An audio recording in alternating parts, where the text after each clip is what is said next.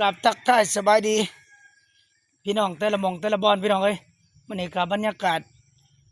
ย่ำเช้าๆฝนกระตกขึ้นนี่มันนี่เฮาก็สิพาพี่น้องไปหาอยู่หากินแบบธรรมชาติไปหาดอกกระเจียวพี่น้องเอ้ยฝนตกนี่ดอกกระเจียวมันก็สิปงเฮาก็จะพายกระตาตะเว้นกำลังขึ้นฝนตกขึ้นนี่เฮาก็อันนี้ทั้งบ้านเฮาสิเดินทางไปทางนั้นพี่น้องเอ้ยพาพี่น้องไปหาดอกกระเจียวพออึ่งกับคุดเอาอึ่งนำเป็นยังไงก็ไปติดตามน้ำกันว่าสิมาหรือบ่พี่น้องมื้อนี้ไปเดินทางกันเลยไปพี่น้องเอ้ย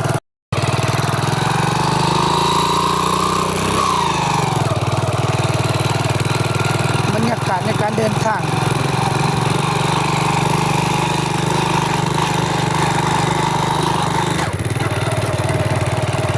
อากาศดีมื้อนี้ยังมื้อเช้ายังเย็นๆอยู่เพราะว่าเมื่อคืนนี่ฝนตก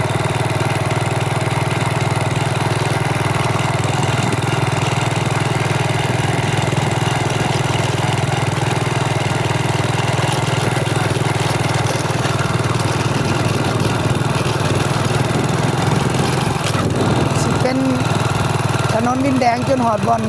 ป่าดอกกระเจียวครับเพื่อการเดินทางไปหาอยู่หากินสะดวกสบาย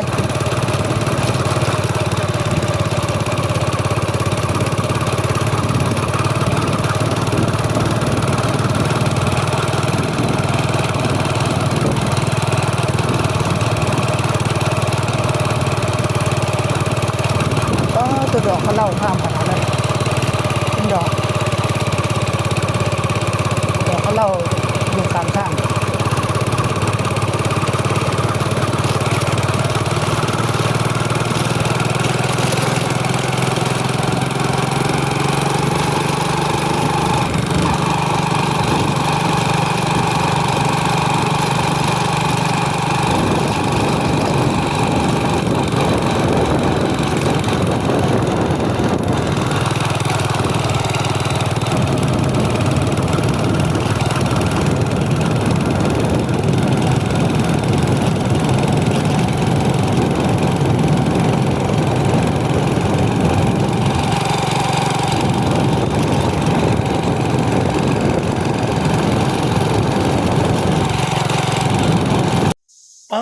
ตัว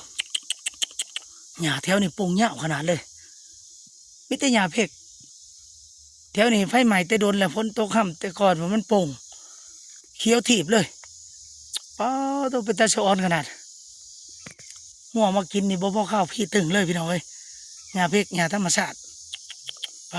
ตัวอ่อนแล้วพี่น้องเอ้ยดอน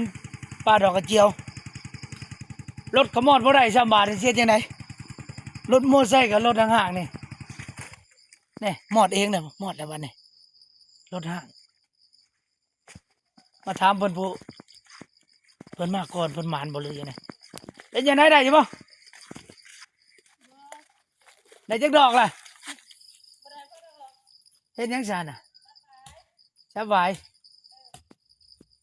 บ่ทันได้พอดอกสิเป็นตาได้อยู่บ่ล่ะมื้อนี้ไปหาเลาะเบิ่งแถวนี้แหละ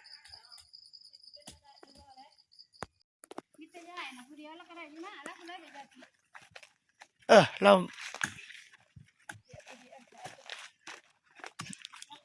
เดี๋ยวไว้นี่เด้อเดี๋ยวจะไว้นี่ดอกกระเจียวพอเห็นพอดอกสิไปทางไหนล่ะบัดนี้เลาะขึ้นไปเรื่อยๆไปทางเขตนักลึงอันนี้ก็ได้แต่ไว้ปงดีอยู่เนาะไว้เนาะ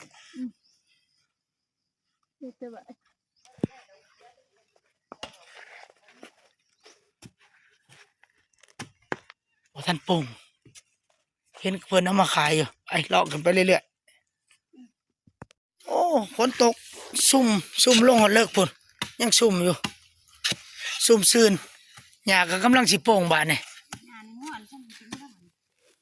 งัวควายนี่โอ้ยคักละบาดนี่สิมีแต่ตัวพี่ๆเด้อธรรมชาติบ้านเฮา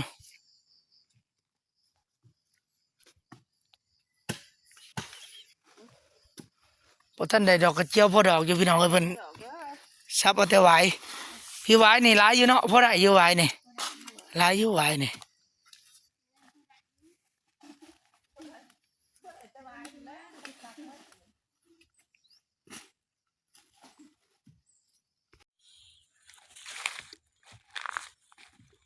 มีแต่หวายพี่น้องเอ้ยดอนนี่เอาสิลอกขึ้นไปดอนถึง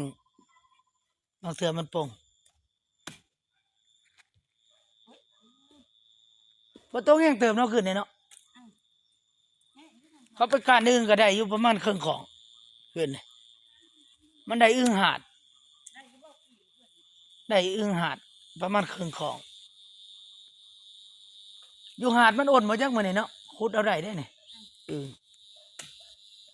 ฝนตกมันสิเข้าหูมันอ่อนครับอ่อนเฮาขุดเอาอึ้งอยู่น้ำหาดมี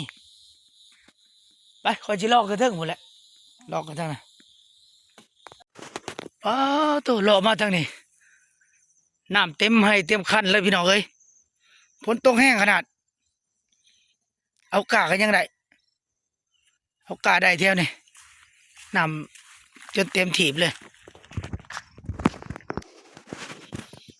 ให้นี่จะเต็มจนหล่นคันเลยให้นี่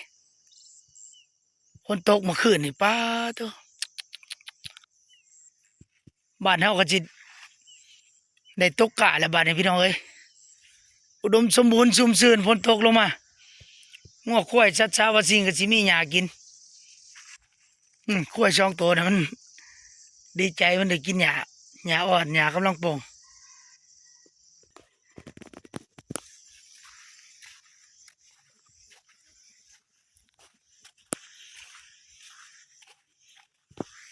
ควาย2ตัวมันกำลังรอหากินหญ้ายังบ่ทันพี่ปานใดหญ้ากำลังเริ่มโป่งดอกฟักติ๋วก็ยังขาวถีบอยู่ดอกฟักติ๋วธรรมชาติบ้านเราไปสิลอกกันเถิงหมดเลยพี่น้องหาดอกกระเจียวต่อว่างในถนนขาดอาจจะเที่ยวหลีกไปทางนั้นสิมีขัวขามวันนี้น้ำแห้งมันขาดแต่ปีกายนี่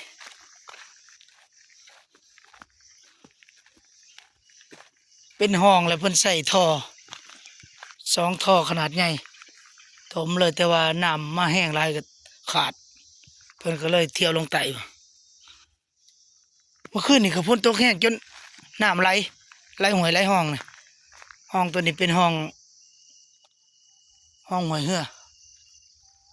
เขตแถวค่ายทหารค่ายดงโอ้คันอื่นห้องขึ้นเนี่ยพอดีจับเลยน้ำพอดี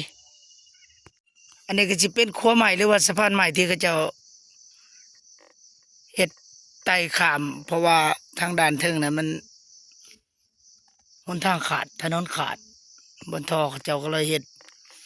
ขั้วใหม่มาข้ามพอได้เที่ยวได้ไต่โอ้นกห้องแต่เลยนกเนี่ยนกสไลด์ป้าเต้อห้อยหมูป่าพี่น้องห้อยหมูป่ามันดุดกินไม่ไหมเนี่ยเมื่อคืนนี่หรือเสาร์นี่ว่าจักนี่ห้อยใหญ่เลยอันนี้ห้อยมันป้าเต้อสมควรเลยหมูป่ามันออกมาหาดุดแถวโคกพี่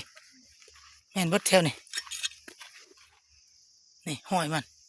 ดุดแตกแตนเบิดแถวนี่อันก็แม่นป้าเต้อหมูป่าฝนตกมันออกมาหาดุดกินแถวโคก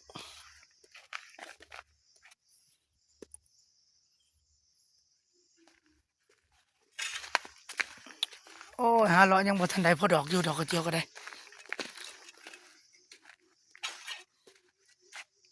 มันบ่ทันโป่งอีกจัก3-4 มื้อนี่โอเคอยู่นี่เต็มที่เที่ยนี่แต่เก่านี่มายามมันโป่งนี่โอ้ยได้หาบเอาแถวนี่หลาย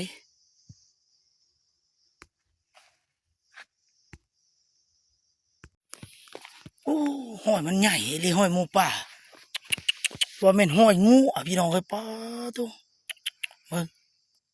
3 นิ้วก็ยังโอ้ย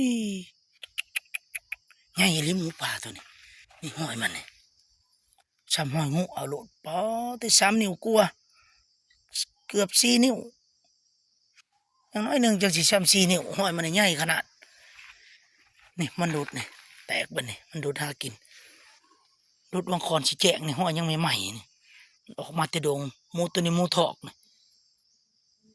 มันออกมาพุ่นทางมันออกมาแต่ทางนั้นดงมันเป็นดงเท่านั้นตอนนี้เขาก็มาหอดดอนจุดที่ว่ามันหลายกว่าหมู่ที่สุดแถวนี่แต่ว่ามันสิโป่งหรือบ่เพราะว่าคนตกว่าท่านได้ลายมือปานใดขึ้นนี่ก็ตกมือก่อนก็ตกแต่ว่าหญ้านี่กำลังโป่งเสียงมันก็ลงข้วยลงงัวฉะนั้นอยู่งัวข้วยก็กินพี่น้องเอ้ยดอกกระเจียวนี่ไปหาเลาะหากันว่าสิมาหรือบ่มื้อนี้ดอกกระเจียวคันพอแล้วโอเคแล้วดอกไปใช้บ่ได้พี่น้องดอกกระเจียวนี่คันพอแล้วถือตีน3 บาทก็บ่ไปอยากแต่มันบ่ทันโป่ง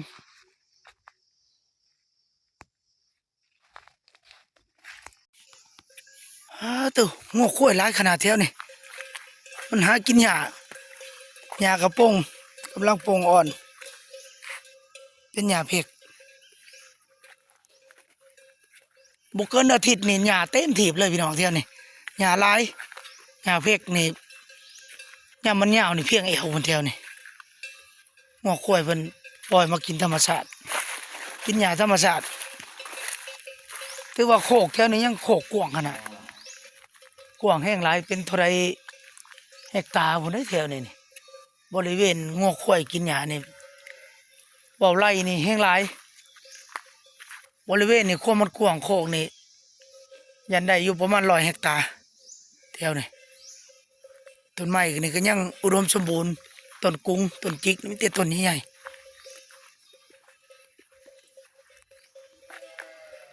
100 เฮกตาร์หนึ่งก็6 ไร่กว่าคูณเอาบัดนี่ว่ามันสิหลายปานใดงัวข้วยนี่ยังจ่อยอยู่ตอนนี้อีกจักทิศหนึ่ง2 ทิศนี่มาเบิ่งนี่เต็มตึงโลดพี่เพราะว่าหญ้ามันเริ่มโป่งหากินธรรมชาติแบบนี้แหละ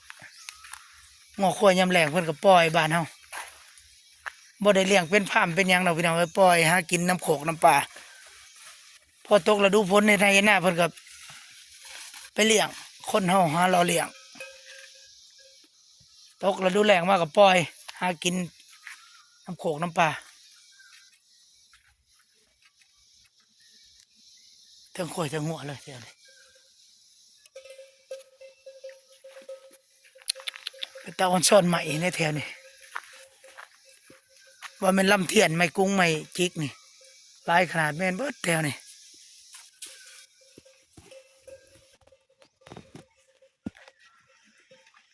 จุดเขตแถวนี้ก็สิเป็นเขตบ้านนักลึงนี่เอามาเลาะหานี่เขตนักลึงเมืองสองคอนแขวงสวรรณเขต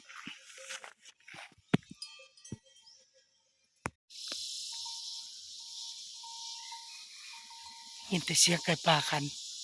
มันเป็นดงแถวนี้ดงใหญ่ดงชีท่วนป่าสงวนแห่งชาติดงใหญ่ได้ยินแต่เสียงไก่ป่าคันเนี่ยออกมาทางข้างนี่ก็สิเป็นโขก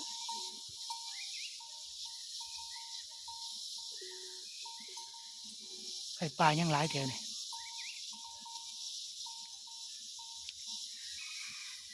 คันนี่แหละคันผู้มีไก่ต่อมีนะมาต่อเอาได้ไก่ตัวนี้ไปเอาสิฮะเราดอกกระเจียวคือเก่า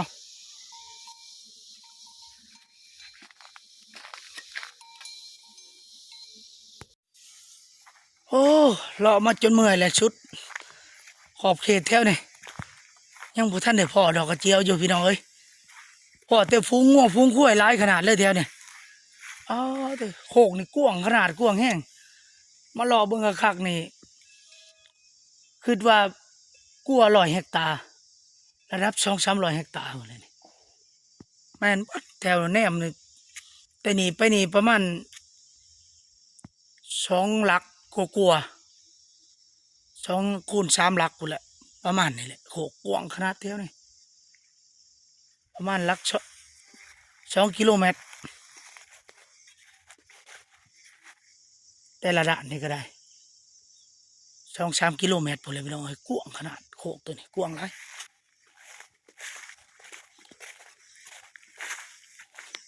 มันบ่ทันโป่งดอกกระเจียวฝนเฮาก็ตก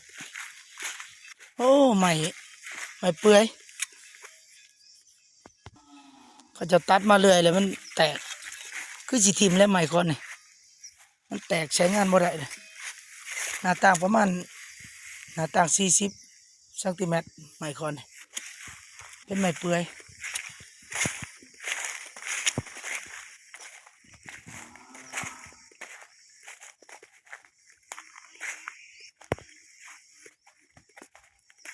คันบ่ได้รอบนี้ก็อีกจัก4-5 มื้อพี่น้องเอ้ยจังสิพาพี่น้องมาหาเลาะแก้มื้อใหม่มันออกเป็นบางเขตเห็นก็เจ้าเก็บมาขายก็เจ้าเก็บทางเสแต่ว่าเฮาเข้ามาทางดงมันก็เลยบ่มีคิดว่าทางดงสิหลายถ้ามันออกในทางดงเฮาในหลายข้างดงตัวฝุ่นพงหัวแลนฉะนั้นเลยอีกจัก4-5 มื้อโอเคเลยแถวนี้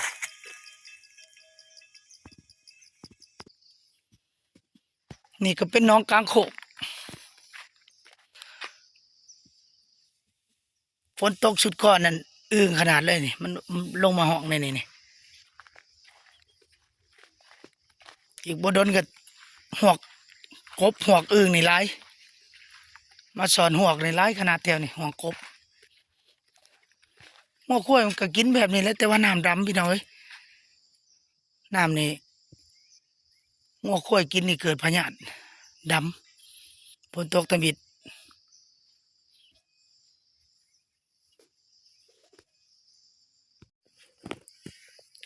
ไม่กุ้งตัวนี่โอ้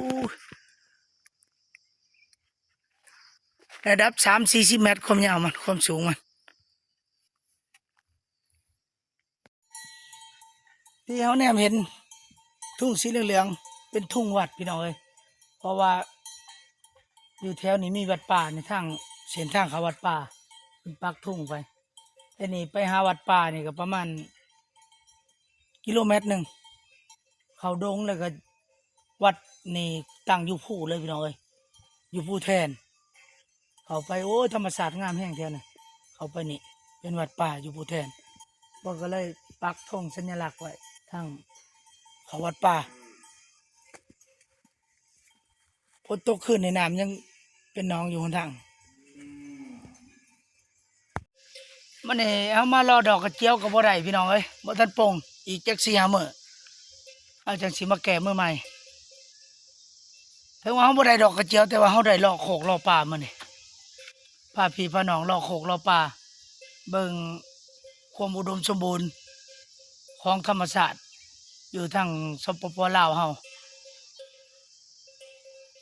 หาเบิ่งได้ยากพี่น้องเอ้ยทั้งพี่น้องทั้งต่างประเทศก็หาเบิ่งแบบนี้ได้ยากเนาะบ่ว่าสิเป็นทั้งพี่น้องคนลาวไปอยู่ทั้งต่างประเทศฝรั่งเศสอเมริกาหาเบิ่งภาพนี่ได้ยากแต่ว่าพี่น้องทั้งภาคอีสานนี่อาจจะยังมีภาพธรรมชาติแบบนี้เนาะผ้าไหมอาจจะยังมีขายคือกันกับ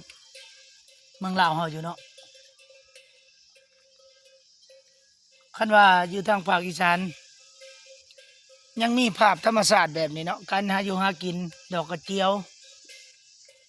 ก็คอมเมนต์มาบอกด้วยพี่น้องเนาะคอมเมนต์มาบอกในอยว่ามันยังมีคือกันบ่เฮาก็จะได้รอกลับเมื่อเพราะว่าตอนนี้หิวข้าวแล้วเมื่อกินข้าวเช้าบ้านหมดแล้วไปกลับบ้านก่อนบ้านนี้